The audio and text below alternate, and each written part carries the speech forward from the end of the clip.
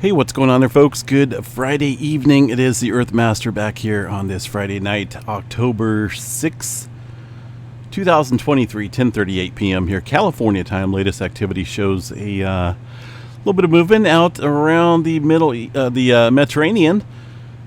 Also some activity down South America. Did have a 5.9 earthquake up here around the Mexico area coming in within the last hour. This one occurring, it looks like about 30 minutes or so ago. 5.9, 108 kilometers deep here into the northern edge of the Middle America Trench. Some newer activity taking place out here. I think the main focus has been positioned over here around the Izu Trench, where we've been seeing quite the earthquake swarm. And by the way, look what we got up here in this area. Another earthquake swarm in a separate location. I think this area is well overdue for a mega quake. I keep talking about it. Now we're noticing a little bit of swarming up there around that plate boundary. Let's get into the activity here first. That is the Izu Trench, where the latest activity is a 4.9, 10 kilometers deep. Earlier, well, let's see, when was this? About 11 o'clock or so, we did see some deeper movement quakes here.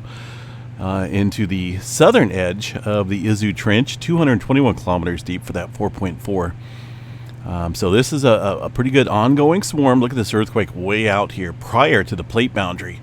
And I keep saying this area is under quite a bit of strain. Now, have we seen enough earthquake activity to release the strain out there? I don't think so. Let's go back here to the last 7 days and check out all this activity. Goodness. Coming up on almost, look at this, 77 earthquakes of, well, if the USGS is reporting them, these are going to be 4.5 and above. Moderate to large earthquakes in the last 7 days. That's a big deal. You don't normally see that in an area unless you see, for example, a large earthquake that took place. These could be considered aftershock. And then you would see this type of event. Make sure I got the bells off, which I don't. Popped up in my head though. That little thought in my head was like, turn the bells off. All right, got to listen to your intuition there. All right, so these are not aftershocks.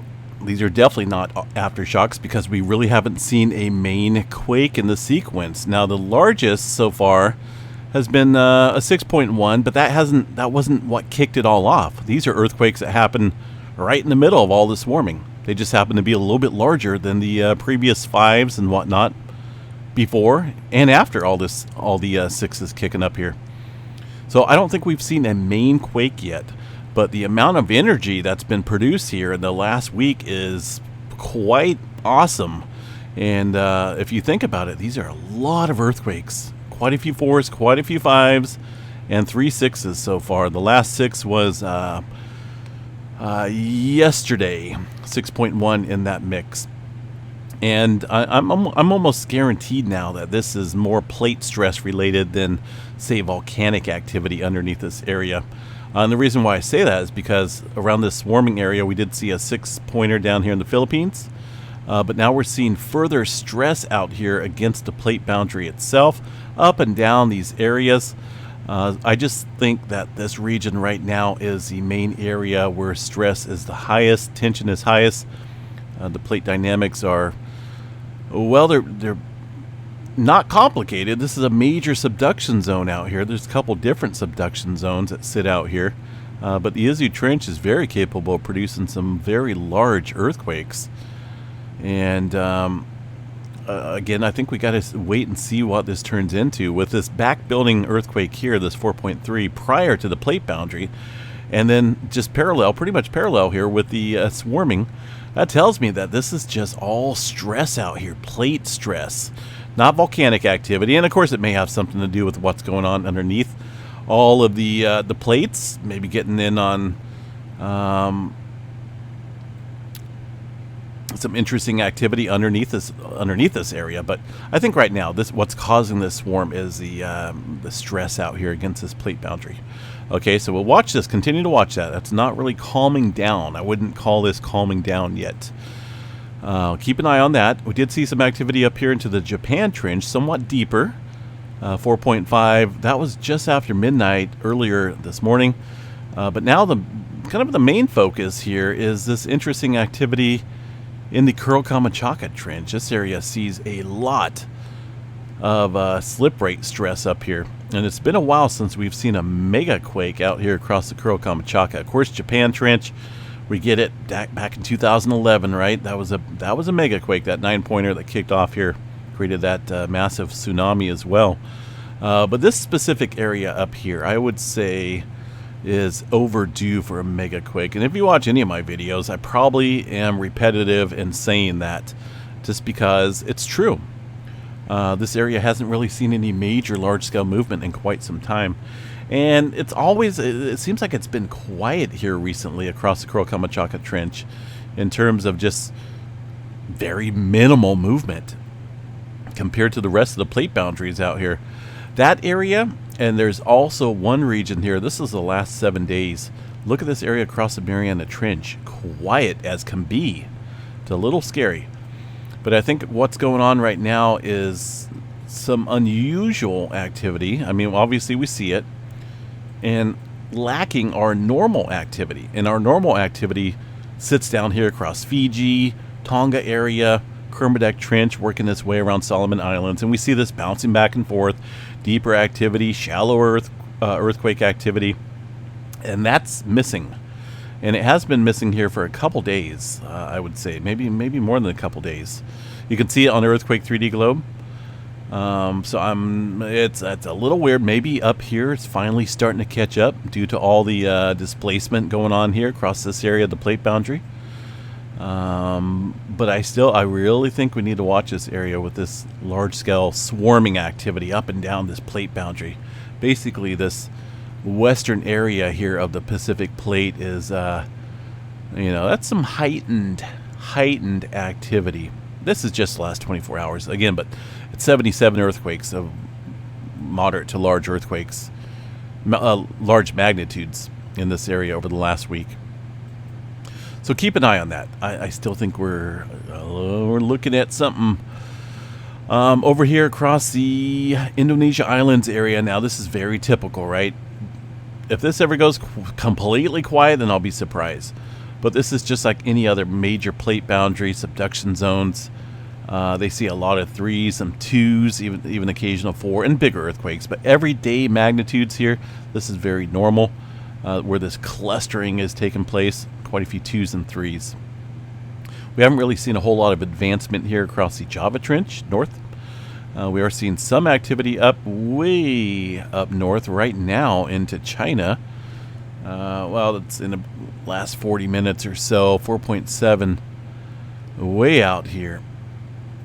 Alaska's been somewhat heightened as well along with in sequence here with this activity here in the Izu Trench. It seems a little bit more active up here across the northern boundary of this subduction zone, the Aleutian Trench. And you can see it here all across the area in the last 24 hours. But also we've been seeing some activity up there in the Anchorage area. We did see a 4.2 earlier this morning today outside of Anchorage. And again, there's quite a bit of activity stretching up here across the mountain range. And as you can see along the Aleutian Trench, quite a few 3s, even some 4s in there in the last 24 hours. So this is somewhat heightened along with what's going on up over here.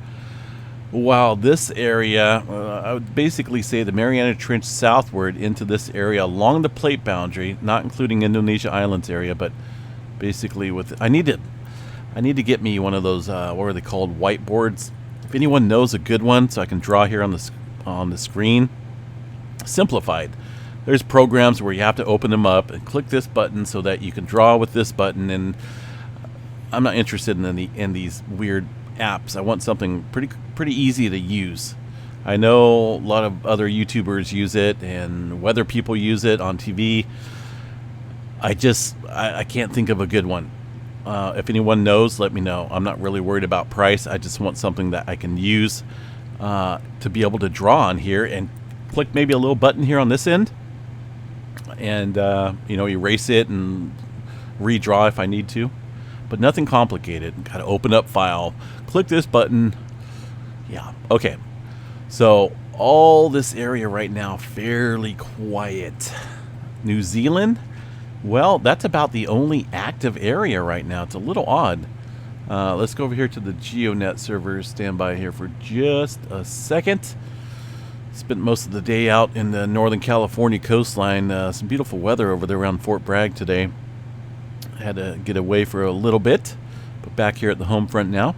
3.36 hours ago, North Island looks like 2.1, 2.8. Really not seeing anything major kicking up here, but it is a little bit more active than, say, for example, up along the Tonga Trench and the Fiji area. I don't know what's going on up there. It's pretty quiet.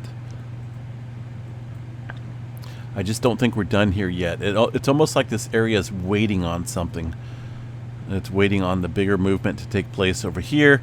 The shift in the momentum would continue to potentially allow the Pacific Plate to readjust and further add strain across this region here, increasing the earthquake activity. So I don't know. I mean, it's weird. Look at all this activity up here. Goodness. So we'll continue to watch that.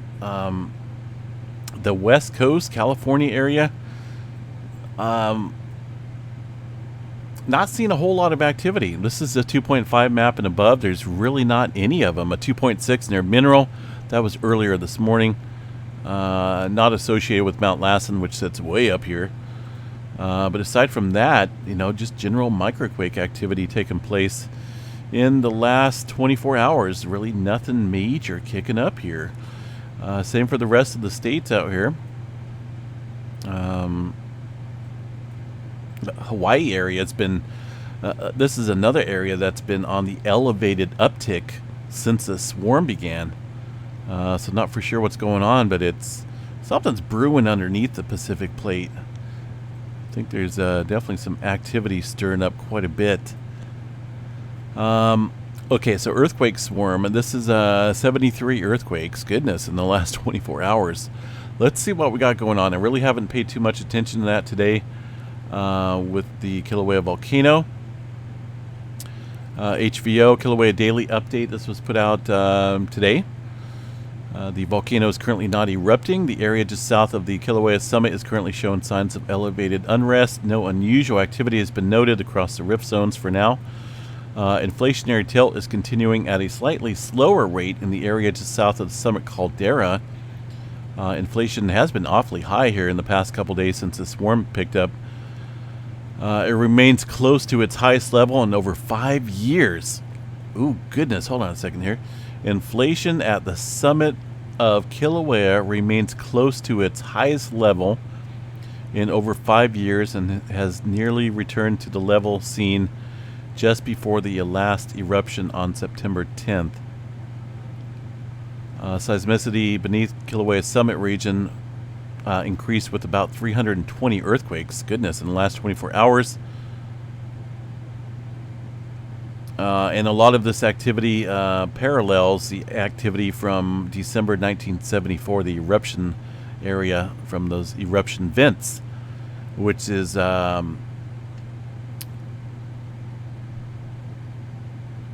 south of the 1974 area. Hold on a second here. Strong seismicity was recorded at the northeast end of the trend at the southern boundary of the caldera. Not a whole lot on the S2O rates. They're remaining roughly about the same. But I would say, goodness, let's go check out the tilt here and see what's going on at the Kilauea volcano. It just got a lot of activity. Think about all the eruptions that this thing has had here in the last couple years, but they're stating that it's the highest it's been in 5 years. Did I read that right? Double check. I don't want to put words in anybody's mouth. Double check. It only takes a second to do this. Yeah, close to its highest level in 5 years. So obviously there's some magma brewing underneath the surface that has not made its way up to the surface here. That could show here soon in various other areas. Maybe not just at the lava lake anymore, but maybe across these rift zones. There's nothing unusual right now, they claim. Where's the, let's go back to the tilt meter. Okay, let's see what we got. Zoom in here. Sorry if I'm going too fast, folks. It's a crazy day. Ready for bed, actually. Tilt meter UWE. Look at what is going on with this. Joop, joop, joop, joop. Is that manual adjustment? Or is this... I mean, that's a sharp drop. And then an uptick. Drop. And then an uptick again. That's some crazy looking graph charts here on the graph. For this is only the past 2 days. I can understand maybe a long sequence of events here. But this is very short period. And some dramatic type of graphs here. What would make it drop off like that? Well, magma finding a way potentially to the surface would do something like that. Maybe like a release of the pressure down there. But in this case, that looks like it's large scale activity. So whatever's stirring up underneath the Kilauea volcano, I think it's more on a large scale type event, not just maybe a small amount of magma. I think this is something bigger than that that's making this type of signal. Now these earthquakes are occurring, what do we got here? 1 kilometer, 2 kilometers, not really at the surface, right? Obviously below the surface, not into deeper regions.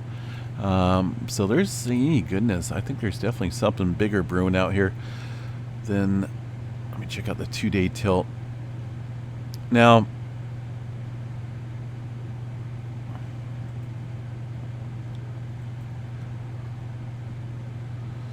yeah, this is the last 2 days. This is going to be the last 7 days here. I wonder if is that little mark that we're seeing on the graph? It's got to be. It doesn't show up quite as huge as what we've seen there on the 2-day chart. It's still pretty impressive, but yeah, so there was something that happened here earlier. Deflation, inflation, deflation, now back to inflation. So I think there's something bigger funneling up to that area.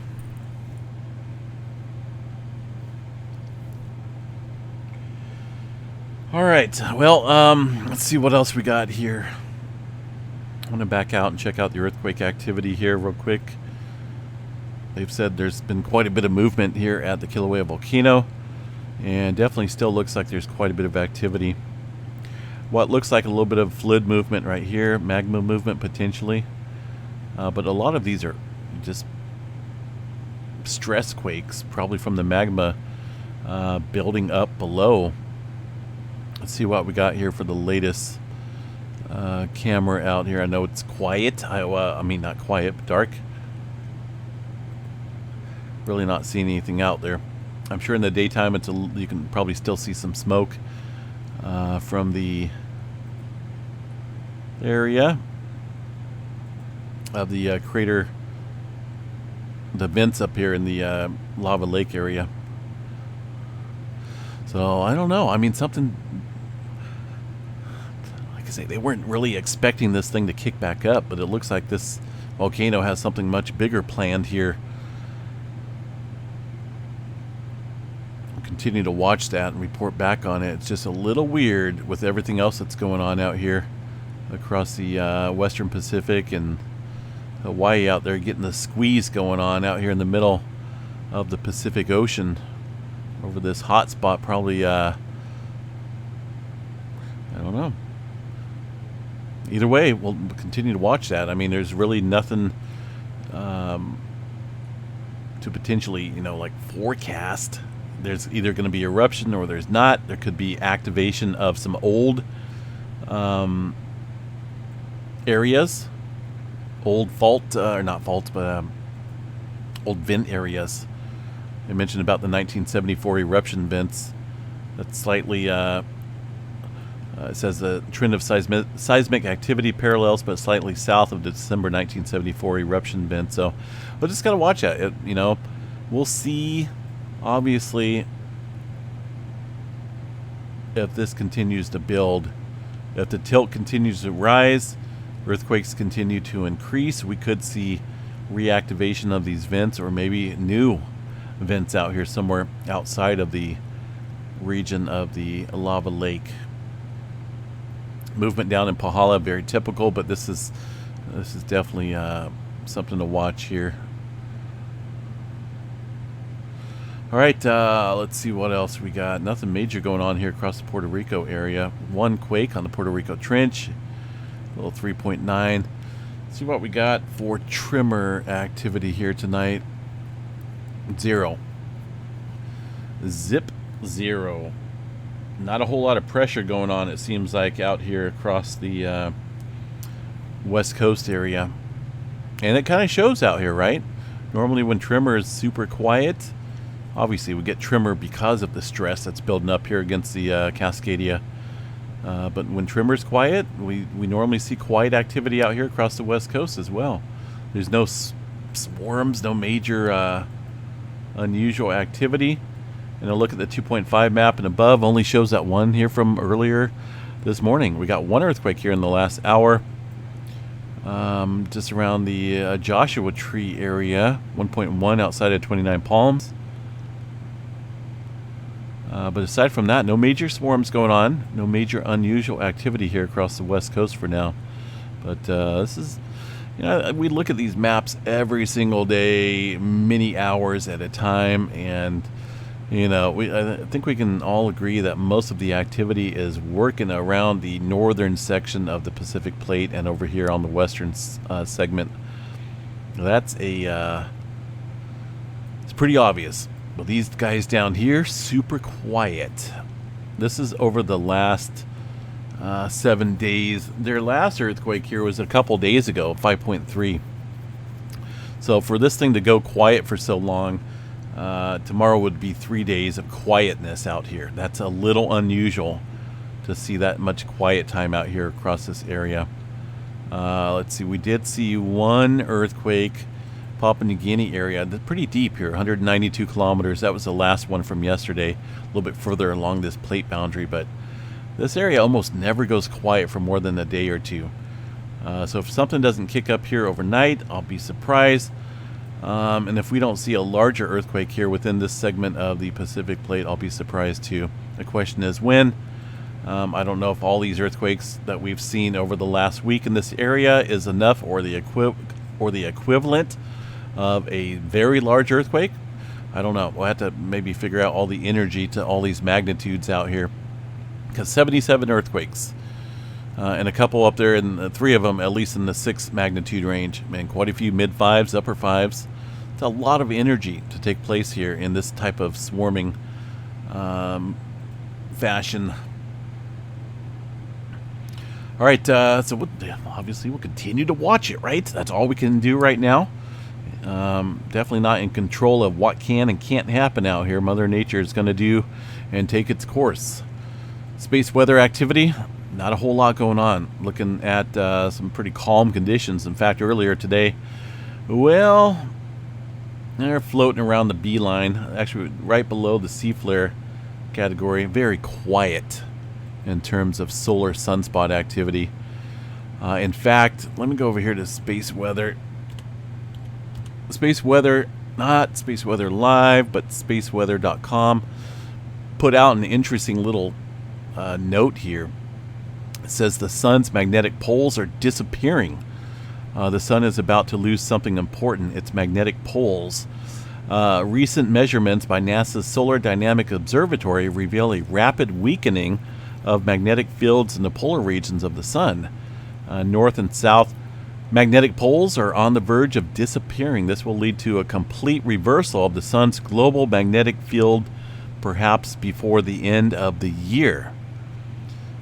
Interesting. If this were happening on Earth, there were be.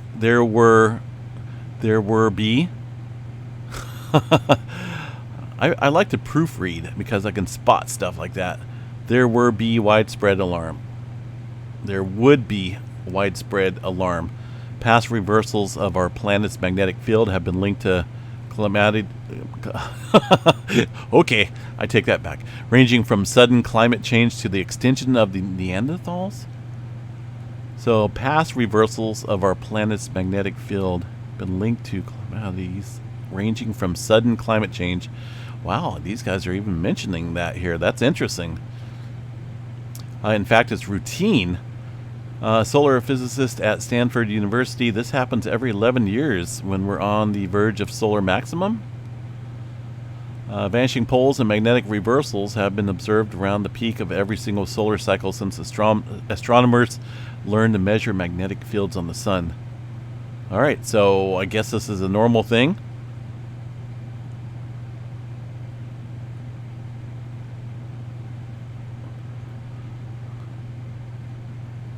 Either way, I'm not going to read all of this here.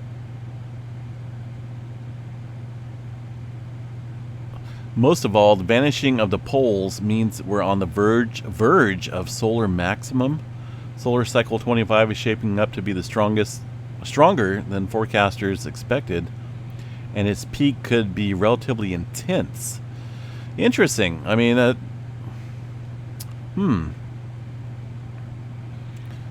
that's very interesting here, though, about the magnetic poles here on Earth, a reversal. That would lead to a complete... Well, that's that one here. This one right here. Past reversals of our planet's magnetic field.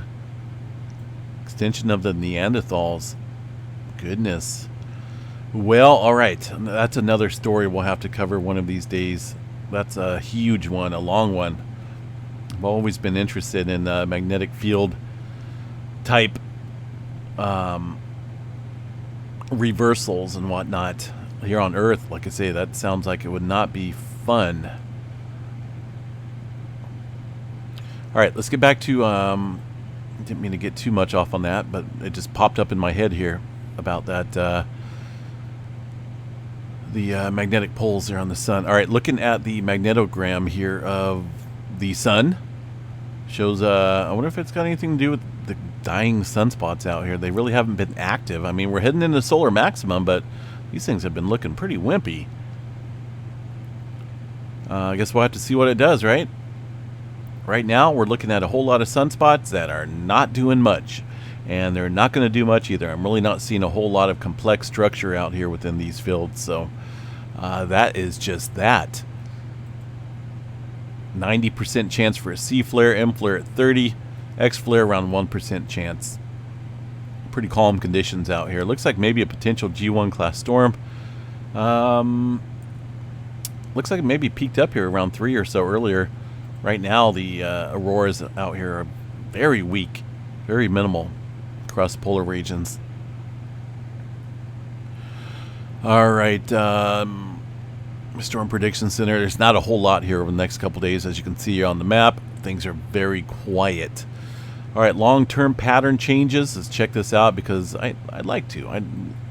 I like the changes. I don't know if I'd want a magnetic pole reversal here on Earth, that type of change, because that could be, goodness, who knows. Like I say, that sounds like a day after tomorrow event.